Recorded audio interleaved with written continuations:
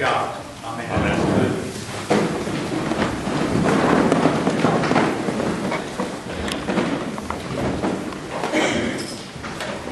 So I like to let you sit down before I say things like this. I've been thinking. What was it like back 2,000 years ago in this little part of the world? What was it like in those days when there was so much anxiety and fear, when there were wars and rumors of war, when it was so hard for people to eke out their daily existence? I wonder what it was like.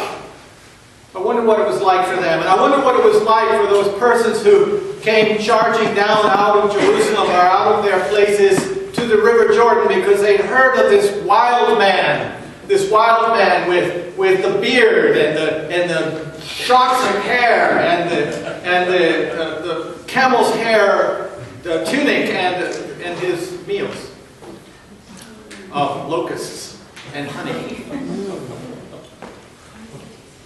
What was it like for them? What were they doing? What were they expecting? Wonder what was going on? What was happening those 2,000 years ago? And I have wondered about that and pondered about that again and again and again. Here we are in year A of our liturgical cycle, and we're in week 2 of Advent, and we're hearing this language of comfort ye, my people. The voice of him that crieth in the wilderness, prepare ye the way of the Lord, make straight in the desert. We're hearing this language, and it's on our televisions and radios. What is happening? What is going on? When I read Matthew, when was Matthew written? Anybody want to remember their Bible study? When was Matthew written? A long time ago. Yes, it was. A long time ago. I think Brian was going to give us the answer there. What do you think? 60s? In the 60s, maybe late 60s, sometime perhaps after the temple in Jerusalem fell. I like to call it the third temple because Herod probably, when he did his renovations of the second temple, probably leveled it and rebuilt it from the ground up. But the Romans cleared it, and after the year 70, so this is a long time after Jesus was born, the people who were just coming to terms with what was going on in theology, what was going on in the world, what had happened when this person, Jesus Christ, came and lived in the world for a while, and his death was confusing to everyone, and his, oh my goodness, there's noise of what happened to him, his resurrection, what was going on. And I think people were trying hard to understand what was going on. I think they were trying hard to look back and try to find in those scripture passages like Isaiah, they were looking back to try to find evidence of what had happened. What was that? What was that just seemed to blow through the world in a very short period of time? What was that just happened? What is this news that we hear from people, and this change of attitude? What is this? What about those small group of people that have survived as long as they have, and nobody wants them? Nobody wants to play with those people who were Christians by this time. But they were just beginning to get a following. They were just beginning to get an understanding of what it means to live in a world where the ox lies down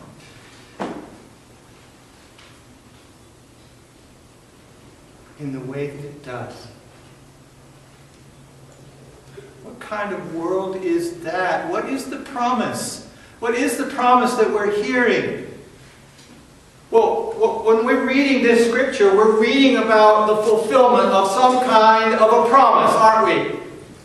We're looking forward to the fulfillment of some kind of a promise. The people in Matthew's time and in Luke's time, in Mark's time, and later in John's time, people were looking at this. What is this new thing? What is this new agreement that has taken place? Help us, they say to each other, define it. That even the leaders of the temple would come down and want to be baptized. And John looks at them and says, are you just covering your bases, or are you really making a choice here? Is this yet another moment of hypocrisy?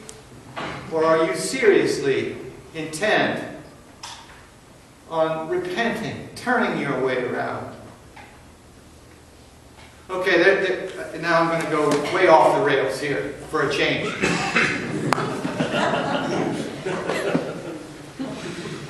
So suppose you're buying a house or selling a house. Suppose you're buying a house or you're selling a house. And there's this wonderful thing called a closing date.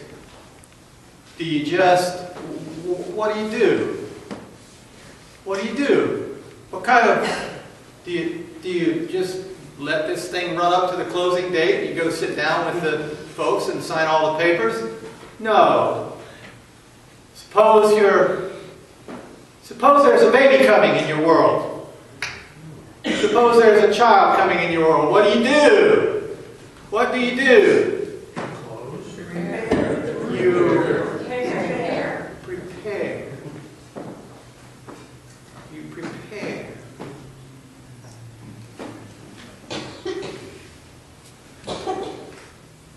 What is this whole section of the Bible called?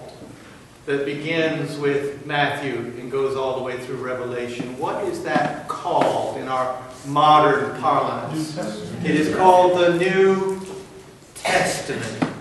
The New Covenant. It is and that's contract language, isn't it? It's contract language. And I think that part of the complexity of understanding what was going on 2,000 years ago had these people looking into their scripture, their laws, Genesis, Exodus, Leviticus, Number, Deuteronomy, and the prophets, Isaiah, Jeremiah, and all of the rest, and trying to find out what was happening. What was the action of God? What was the action of God? Because they believed that God was acting. What was the action of God? And the answer to me, my brothers and sisters, is perhaps the same as some of you have come to, and that is God is fulfilling a promise.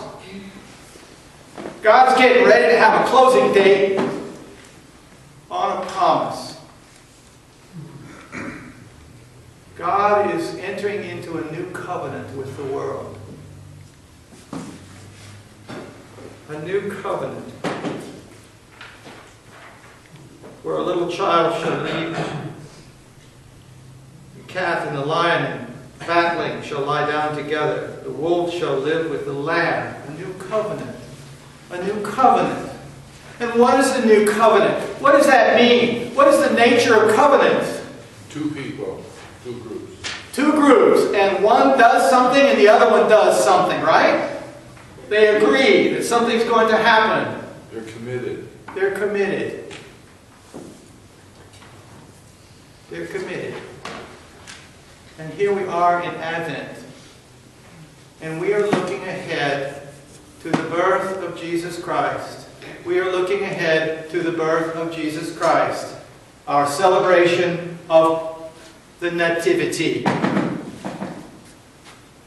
And we Christians believe that at the birth of Jesus was the beginning of the fulfillment of a covenant, of a promise that God is acting in the world. We are reminded that God is acting in the world. And in this instance, with the birth of Jesus Christ, God is doing God's part.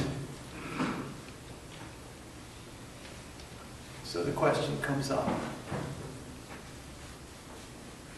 What does it mean for us? Thank you. What are we going to do? What are we going to do? to fulfill our part of the bargain. I've used this expression before when I was studying music. There's a most wonderful, wonderful song by Hugo Wolf to the words of America, a German poet. It's called Auf ein altes Bild. And it's a beautiful, beautiful poem, and it speaks of a mother sitting, and her son, her child, is playing around her. And of course, it's meant to be Mary, the Holy Mother. And the child is meant to be Jesus, the fulfillment of the promise.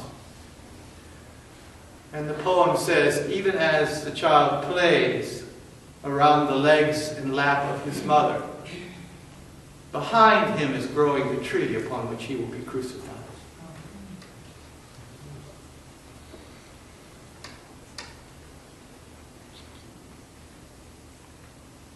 I don't always understand as much as I want to understand. I don't get it as much as I would like to get it. But that sure feels like a big deal. It feels like a big deal. And in Advent, this is not Lent. This is a time for us to think about the closing date. It's a time for us to move what we need to move and prepare what we need to prepare. So that when we remember the fulfillment of a promise that God makes to us, we'll be able to fulfill our part of the bargain. Most of the time we do. A lot of the times we don't. But now's a good time to think about it.